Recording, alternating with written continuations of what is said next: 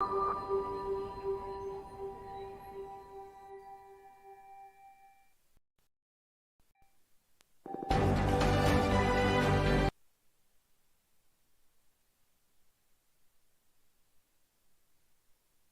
Al Jazeera with me, Elizabeth Puranam in Doha, a reminder of our top stories this hour.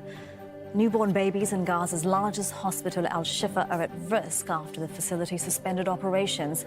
They're meant to be kept in incubators, but without power, they're unable to be given the oxygen and temperature regulation critical for their survival. Israel has intensified strikes near all of Gaza Strip's main hospitals, where thousands of displaced Palestinians are sheltering.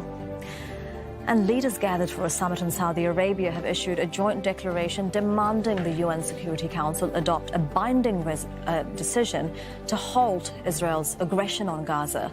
They've also called for an end to weapons sales to Israel. More than 4,500 Palestinian children have been killed in Israel's relentless bombardment of Gaza. Those who've survived have been forced from their homes, often moving several times in search of safety. 3 children whose families fled to southern Gaza shared their stories with Al Jazeera. Jessica Washington reports. Ahmad dreamed of being a football star, playing at stadiums around the world in front of cheering fans. A few weeks ago, he was injured in an Israeli airstrike and his right leg was amputated. كنا نايمين في دارنا في الدار ولا نسمع القصف كل شيء يطيح علينا الدار كلها تطيح جال الإسعافات خدونا وجينا على المستشفى قعدنا ولا الليل بخوف دمار شامل بخوف كان حلم أطلع لاعب كورة دمرون إن شاء الله. Doha and her family used to live in central Gaza. They watched as one by one all the residential towers in their neighborhood, including their home, were razed to the ground. Despite the horrors she has witnessed, the little girl smiles and laughs, self-conscious about being on camera. But such moments of happiness are rare these days. فبعدين سرعنا عشان الصواريخ أخذنا أواعينا وأخذنا الأشياء المنيحة اللي بنستخدمها كل يوم وأخذنا ألعابنا. نفسي لما أكبر أصير طبيبة عشان أساعد الجرحى وأحكم الناس. مشتاقة للمدرسة تاعتي لامتحاناتي وكتبي ودفاتري وشنطاتي وأواعي المدرسة وحقيبتي اللي كنت كل يوم أجهزها للمدرسة. كل شيء كنت مشتاقة للمدرسة. كنت من المتفوقات وكنت من ال5 الأوائل وكنت كثير شاطرة في المدرسة وكنت أخاف لما أسمع الصواريخ. كل ما أسمع صوت الصاروخ بتخبى عن ماما. Living in a makeshift camp in a schoolyard, Ala longs for her old life, her home and her friends. The camp is crowded and noisy. She misses her life before the war. أنا كنت حابب أخذ معايا القصص والروايات اللي أنا كتير بحبها ويعني فلما إن شاء الله لما نرجع للبيت بكملها كلها. واشتكيت لصاحباتي لأنه كلهم مش عارف في كم واحدة هيك شهيدة. فكتير حزنت عليهم لما سمعت خبرهم. Allah knows it's unlikely her home is still standing and her books have probably been destroyed. But thinking about them gives her a chance to escape into a fictional world where life is easier and kinder to children like her. Jessica Washington, Al Jazeera. Even southern Gaza, where people have been asked to evacuate, has come under Israeli bombardment. Jumna El-Sayed reports on the dire conditions patients in Khan Yunis are facing following Israeli attacks on hospitals.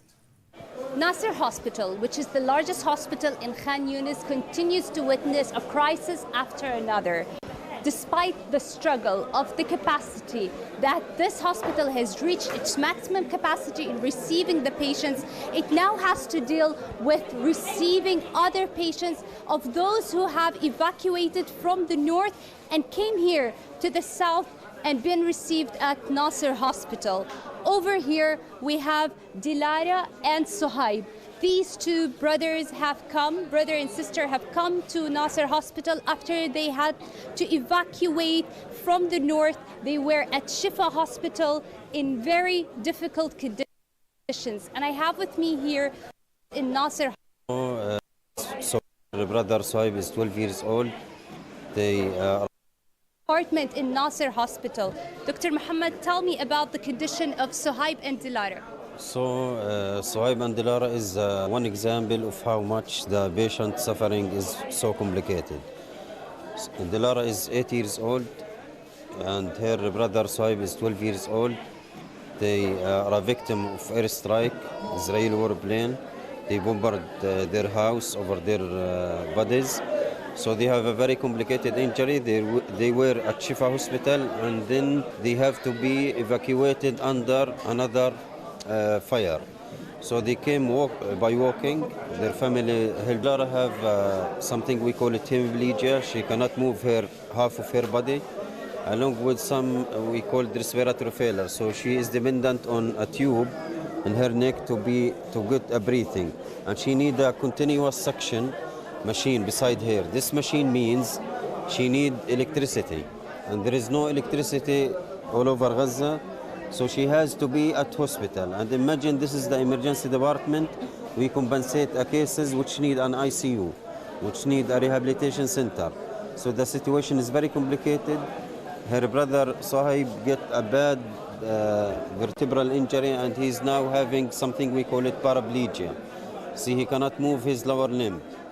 Imagine such two by their family. There is no ambulance to evacuate them. They just evacuated under the Israeli fire and by their family with one means, only by walking and then by cart which pulled by animals only. As there is no fuel in Gaza, there is no electricity. The hospital here is fully packed with the severely injured patient, and the evacuated people from the north constitute enormous pressure over our health system, our beds. We cannot compensate any more patients. The hospital is fully packed with patients and too much infectious disease, epidemic like gastroenteritis, respiratory illnesses, now spreading between the healthcare workers, between the patients, and this situation, we cannot describe it by words. And this story explain how are so complicated. They survived the initial Israeli warplanes attack with paraplegia.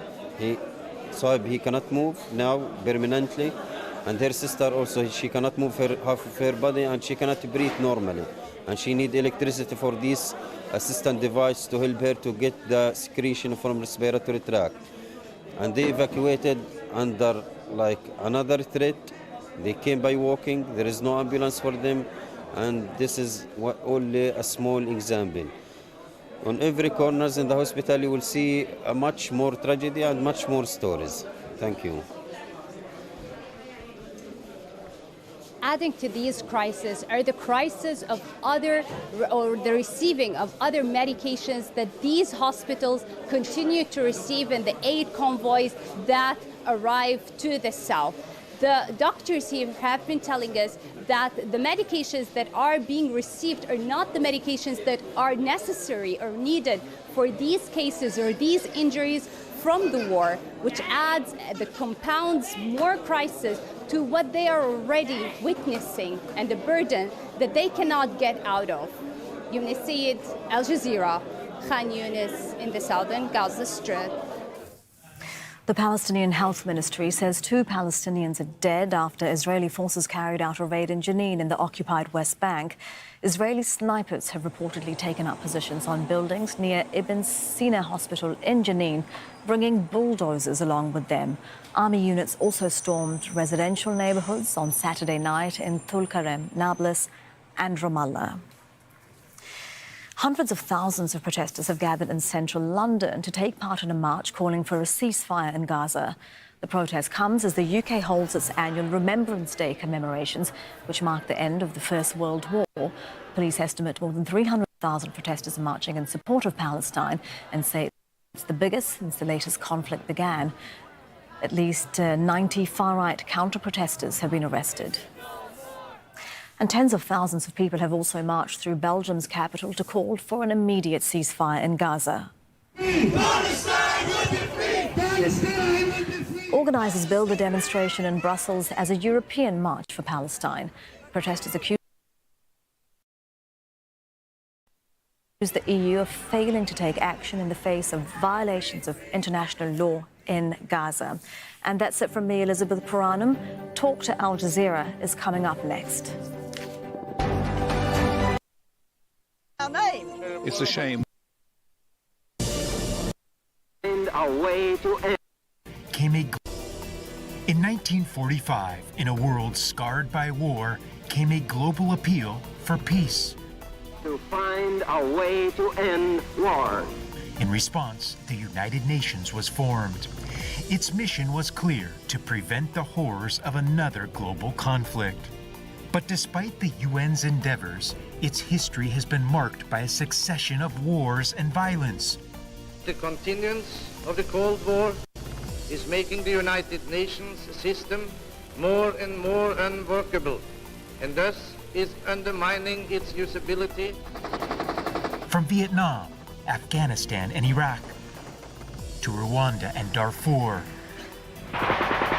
From the Balkans to Yemen, from Syria to Ukraine, and of course, the longest running of them all, the Palestinian-Israeli conflict. In the aftermath of the Holocaust, hundreds of thousands of Jewish survivors sought asylum in historical Palestine, a land sacred to Muslims, Christians, and Jews alike. The General Assembly of the United Nations has made its decision on Palestine. In 1947, the UN proposed dividing Palestine, a plan rejected by the Palestinians, who were in the majority. And the State of Israel was formed the following year, leading to the displacement of hundreds of thousands of Palestinians. Over the years, Israelis have expanded their settlements, occupying land beyond the UN demarcated partition. Shame on you for killing thousands of Palestinians. Despite countless initiatives, the decades-long quest for peace has been interrupted by outbreaks of violence. The Palestinian leadership remains divided. Fatah in the occupied West Bank recognizes Israel, while Hamas in Gaza does not. The UN's presence has been constant. Its calls for peace a refrain echoing over the years. All this must stop. Stop fighting.